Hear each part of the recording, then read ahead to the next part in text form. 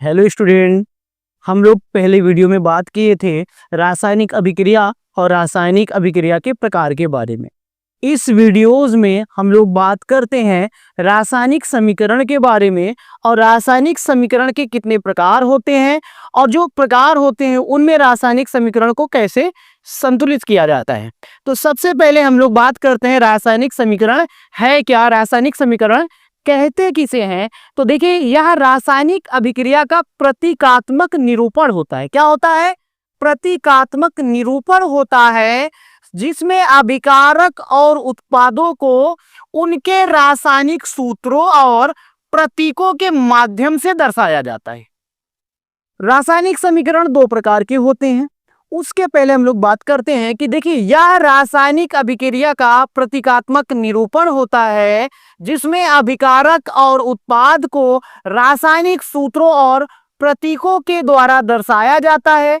देखिए, जैसे कि आप देखते हैं सोडियम हाइड्रोक्साइड, हाइड्रोक्लोरिक अम्ल, ये एरो के पहले जो होते हैं उसे हम लोग बोलते हैं अभिकारक, और एरो के बाद जो होते हैं उसे हम लोग क्या बोलते हैं?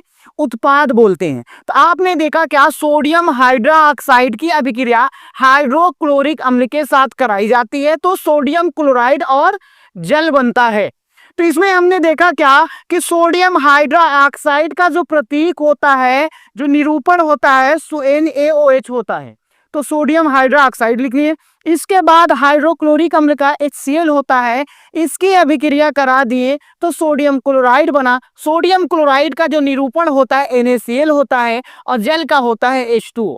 ठीक इसी प्रकार से हमने हाइड्रोजन की अभिक्रिया सोडियम के साथ कराई तो सोडियम हाइड्राइड बना। तो सोडियम जो हाइड्रोजन का संकेत होता है H होता है, लेकिन H2 के फॉर्म में ये लिखा जाता है और साथ में सोडियम Na होता है। इनकी अभिक्रिया किए तो सोडियम हाइड्राइड बना, जिसे हम लोग NaH से दर्शाते हैं। रासायनिक समीकरण दो प्रकार की होती है, जैसे मैंने बताया, संतुलित समीकरण और असंतुलित समीकरण। तो संतुलित रासायनिक समीकरण होती क्या है कि एक ऐसा रासायनिक समीकरण जिसमें अभिकारकों और उत्पादों दोनों तरफ प्रत्येक तत्व के परमाणुओं की संख्या बराबर हो, संतुलित रासायनिक समीकरण कहलाती है। क्या? ऐसे वे समीकरण या ऐसे वे रासायनिक अभिक्रिया जिसमें अभिकारकों और उत्पादों के तत्वों के दोनों तरफ परमाणुओं की संख्या बराबर हो, संतुलित रासायनिक समीकरण कहलाती है।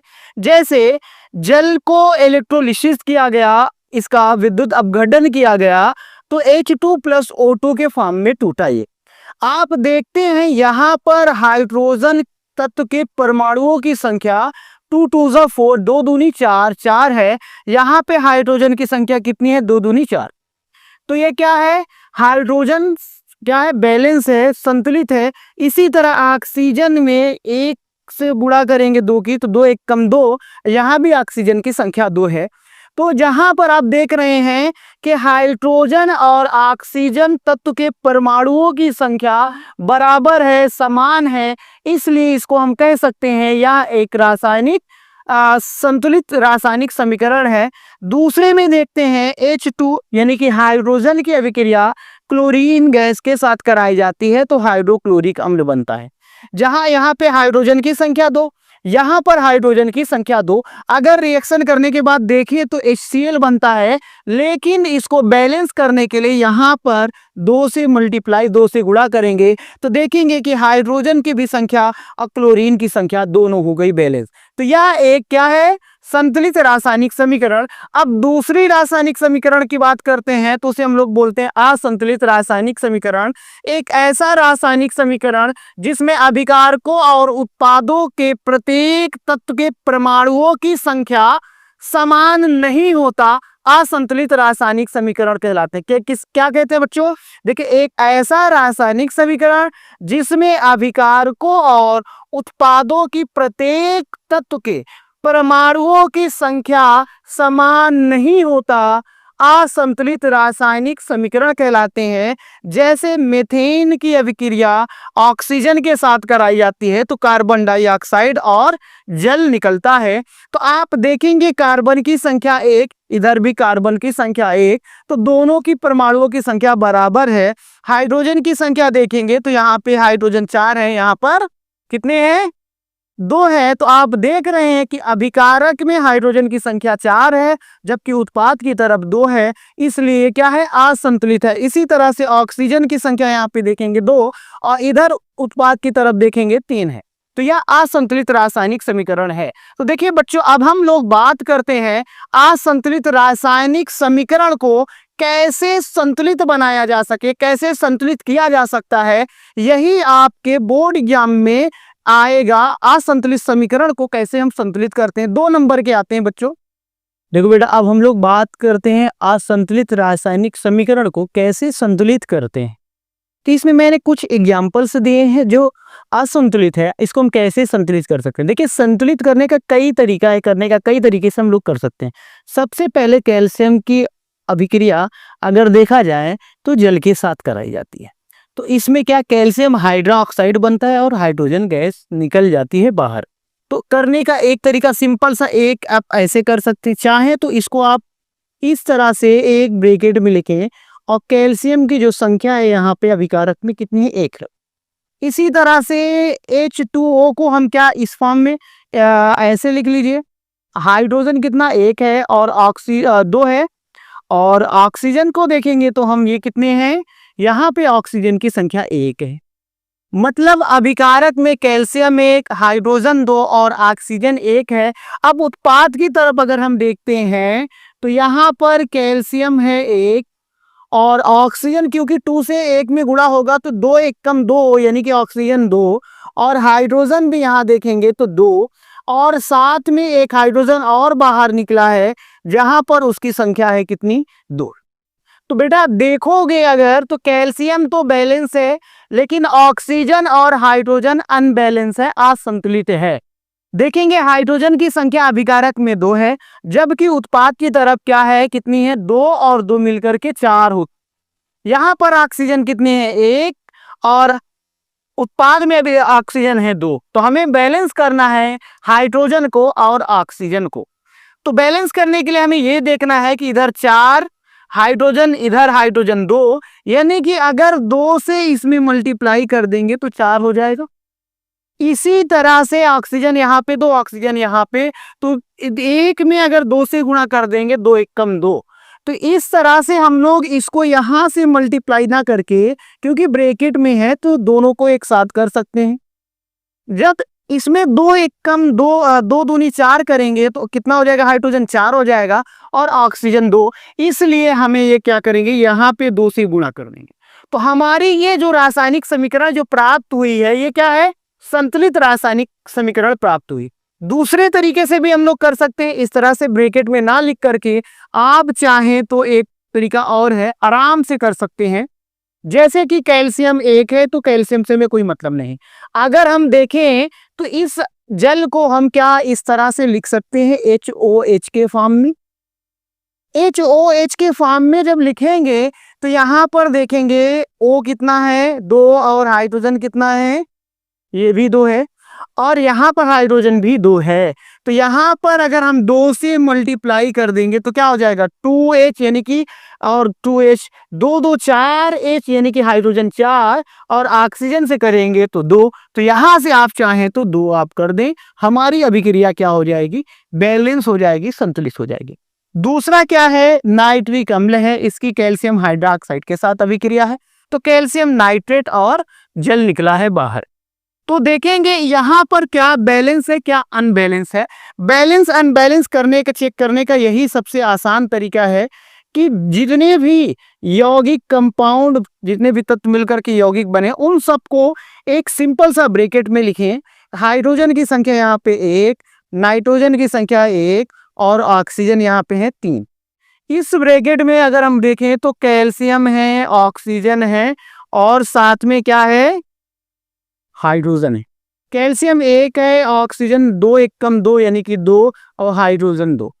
इसी तरह से हम लोग कर लेंगे किधर उत्पाद की तरफ कैल्शियम की संख्या 1, नाइट्रोजन कितना 2 एक कम 2 और 2 तिहाई 6, ऑक्सीजन कितने इधर 6।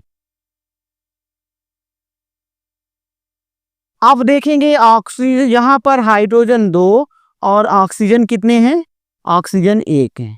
तो बेटा देखना है कि इसमें क्या क्या कौन कौन से तत्व के परमाणु असंतुलित हैं, उसी को संतुलित करना है।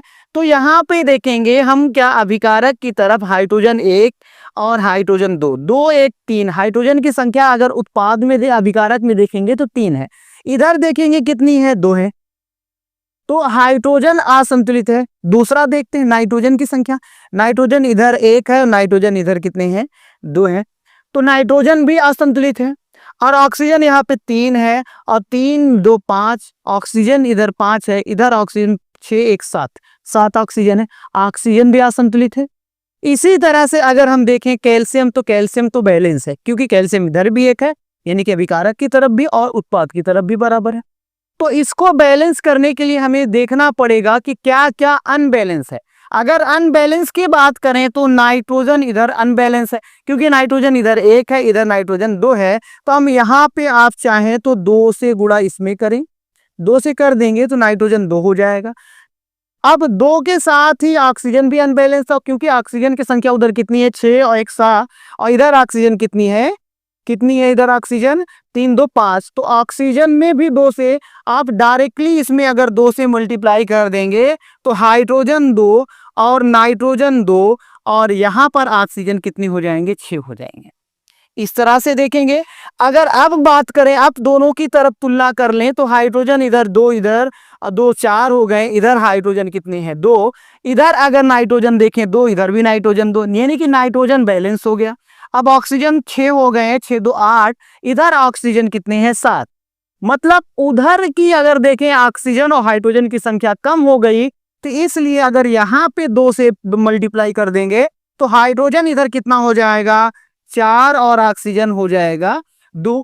अब एक बार फिर से देखते हैं, देखेंगे हाइड्रोजन 2 और 2 मिलकर के 4, इधर भी हाइड्रोजन देखेंगे 4 हो जाएगा। और इधर अब बात करेंगे नाइट्रोजन की, तो नाइट्रोजन इधर 2 और इधर भी 2 हो गया। इधर अगर बात करें ऑक्सीजन की 6 और 2 मिलकर के 8, इधर भी ऑक्सीजन कितना है 6 और 2 मिलकर के 8।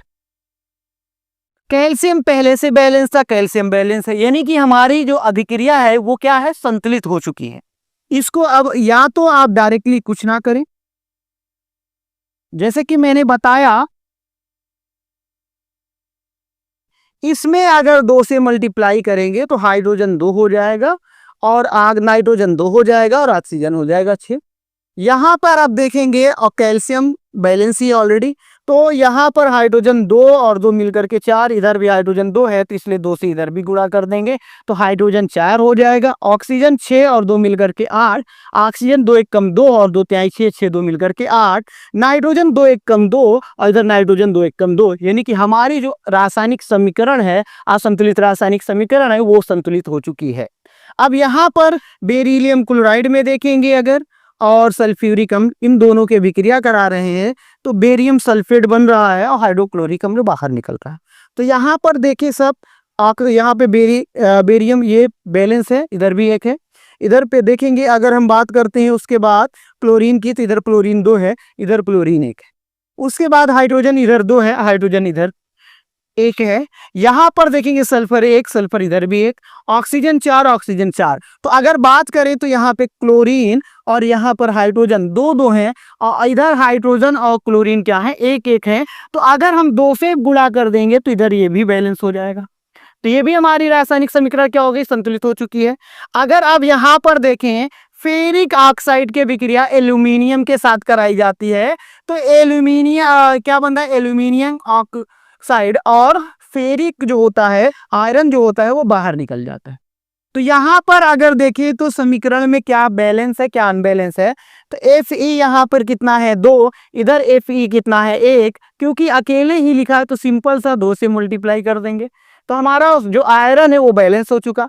अब ऑक्सीजन यहाँ पे 3, ऑक्सीजन यहाँ पे 3, तो ये बैलेंस है। अनबैलेंस है तो एल्यूमिनियम, तो एल्यूमिनियम में भी 2 से मल्टीप्लाई कर देंगे, ये भी बैलेंस हो गया।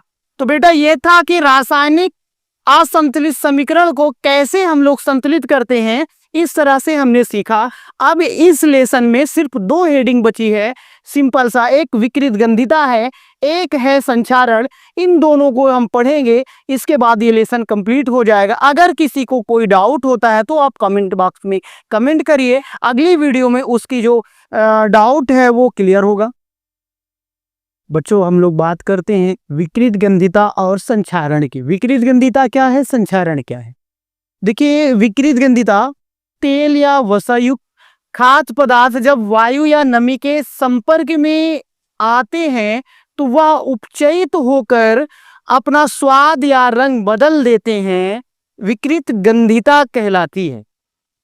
क्या? जब कोई तेल या वसा युक्त खाद्य पदार्थ वायु या नमी के संपर्क में आते हैं तो वह उपचयित होकर अपना स्वाद या रंग बदल देती हैं। यह घटना विकृत गंधिता कहलाती है। जैसे तेल से युक्त कोई चिप्स हो, नमकीन हो, उसको खुला छोड़ देते हैं वायु या नमी के संपर्क में, कुछ टाइम के बाद आप देखते हैं तो उसके स्वाद में कुछ परिवर्तन, कुछ बदलाव हो जाता है। यही घटना क्या कहलाती है? विकृत गंधिता कहलाती है।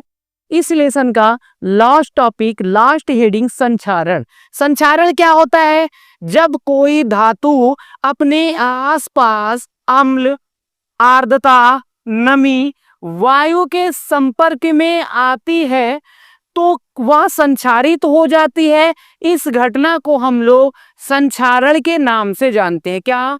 जब कोई धातु अम्ल, आर्द्रता, नमी, वायु आदि के संपर्क में आती है तो वह संचारित हो जाती है। इस घटना को हम संचारण कहते हैं। जैसे चांदी के ऊपर काली परत का चढ़ना, तांबे के ऊपर हरी परत का चढ़ना, या लौह जो होते हैं लोहे, उसमें लाल रंग की एक परत आ जाती है, जिसे हम लोग अगर देखें तो मूर्छा कहते हैं गांव की लैंग्वेज में। तो इस तरह से यहाँ से आपका जो लेसन था रासायनिक अभिक्रिया एवं रासायनिक समीकरण, बिल्कुल छोटे छोटे एंस हेडिंग में हमने खत्म किया। अगर इस लेसन में किसी भी स्टूडेंट को कोई भी प्रॉब्लम आती है तो आप कमेंट बॉक्स में कमेंट करेंगे, अगली वीडियो में हम उसकी जो भी समस्या है उसको हल करेंगे।